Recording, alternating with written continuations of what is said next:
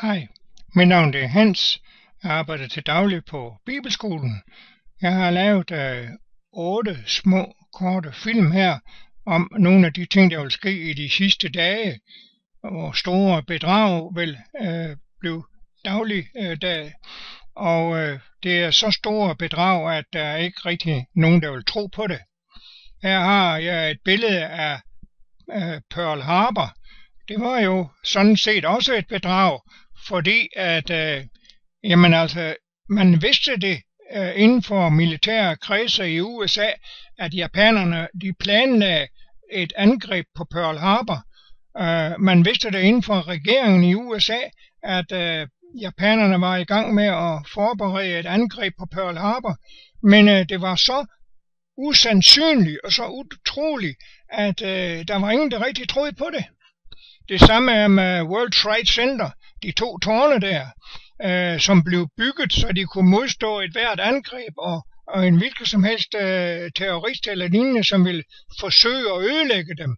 Men det var jo også noget, der var helt utroligt. Hvis du havde kommet i år 2000 eller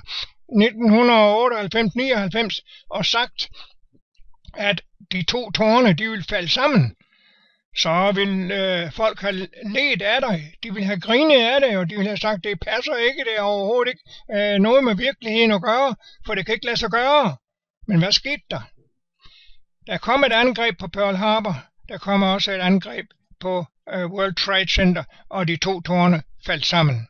Og sådan er det også mange steder i Bibelen, kan du læse om forskellige ting, som der er blevet forudsagt, og som menneskeligt set, på det tidspunkt, hvor det blev forudsagt, og der vil man sige, at det der, det kan ikke have sin rigtighed. Det passer ikke, for det er alt for usandsynligt. Det kan ikke lade sig gøre i dag, og heller ikke dengang. Nej, Esajas kapitel 13 og Ezekiel kapitel 26, der står nogle ting om nogle profetier, der blev forudsagt, som ingen troede på det tidspunkt, men det er virkelig ting, der er sket i dag. Hvordan vil du reagere, hvis nu jeg fortæller dig? Jeg har jo faktisk allerede fortalt det her på film nummer 1, men hvordan reagerer du, da jeg sagde til dig, at der vil blive trykt en helt ny og meget anderledes bibel, en falsk bibel, vil blive trykt på et meget hemmeligt sted her i Europa? Jamen altså, du tror nok ikke rigtigt på det, vel?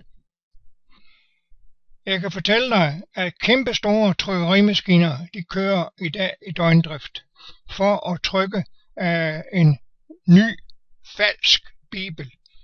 Og denne falske bibel, det er den bibel, som Satan igennem det nye Babylon på en meget, meget snedig måde, ikke ved magt, nej, magt kommer måske på et senere tidspunkt ind i billedet, men i første omgang, der er det ved list og ved bedrag, for det der kan man nå meget længere mange steder, ikke?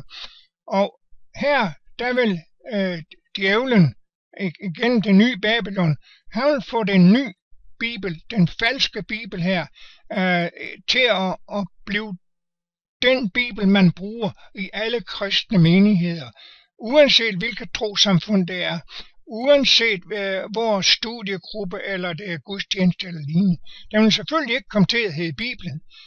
Muligvis vil den komme til at hedde sådan noget som den nye vej, eller det nye liv, eller måske den nye sandhed. Jeg kan ikke sige dig med sikkerhed, hvad den vil komme til at hedde, men det kunne man godt forestille sig, ikke? Den falske bibel, den vil på mange meget væsentlige punkter adskille sig fra den bibel, vi i dag kender. Det vil være et falsk evangelie, der bliver forkyndt i den falske bibel. Det vil ikke være Jesus Kristus, der er frelseren der. Og jeg er sikker på, at du kender Apostlenes Gerninger, det 4. kapitel, hvor at siges, at der ikke frelse i nogen anden. Er der ikke givet menneske noget andet navn under himlen, at vi kan blive frelst ved en Jesus Kristus, Guds søn. Det er nogle helt utrolige ting, der sker her. Og så vil du måske sige, at det kan ikke lade sig gøre. Det vil den kristne verden overhovedet ikke gå med til, og specielt ikke mit trossamfund. De vil aldrig nogensinde gå med til, at der kommer en bibel, der forkynder et andet budskab. Så vil jeg gerne lige bede dig om at huske på en ting, at i 1972, der tog man det første skridt inden for det nye Babylon. Og det gjorde man i form af, at man ændrede kalenderen. Hvis du tager din bibel, og hvis du går ind der og ser på, hvad der står angående, hvornår Jesus han opstod, hvad betydning har det for dit trossamfund? Hvad betydning har det for din tro? Jeg er overbevist om, at det har en stor betydning, ikke bare for dig personligt, men også for dit trossamfund. Jeg er overbevist om, at både du og dit trossamfund vil til enhver tid vil sige, jamen Jesus han opstod en søndag morgen, fordi det er det, der står i Bibelen. Så prøv en gang at tage din kalender. Jeg har en kalender her, som du kan se på, og prøv så at lade mærke til, hvilken dag i ugen det er den første dag i ugen. Det er mandag. Og hvorfor er det det? Jo, fordi den snedige slange med bedrag og list har fået det lavet sådan, at faktisk hele arbejdsklimaet eller arbejdsverdenen, fabrikker, kontorer, forretninger, alt muligt inden for EU, de holder søndagen som den 7. dag, således at de følger Bibelen på den måde. Det er et bedrag, for søndagen har aldrig nogensinde ifølge Bibelen været den 7. dag, men det vil det blive i den falske Bibel. Lørdagen er den 7. dag i Bibelen, men det vil blive en ganske almindelig arbejdsdag. Mandagen, som ikke har noget specielt på sig, og som ikke har noget med Jesu opstandelse at gøre, det vil være den første dag, lige som det er i dag, og har været det i mange år, inden for næsten alle kristne trossamfund. Også du, min kære ven, holder jo søndagen hellig som den 7. dag, og mandagen den første dag. Selvom du officielt siger, at du gør det på grund af Jesu opstandelse. Den falske Bibel vil være så snedig og på en så overbevisende måde, og at alle kristne, de vil mene, at det er en meget bedre og mere rigtig Bibel, end den Bibel, vi har i dag. Den 7. dag, som Herren, den almægtige, hellige og velsignede ved himlen og jordens skabelse, du kan læse om det i 1. Mosebog, det 2. kapitel, den dag, som Herren med sin finger skrev på stævntavler, den dag, som jordens befolkning skulle hvile, ifølge 2. Mosebog 20. Der var ingen jøder på det tidspunkt, så du kan ikke komme og påstå, jamen det var en jødisk helligdag, eller noget i den retning. Der var ingen jøder på det tidspunkt.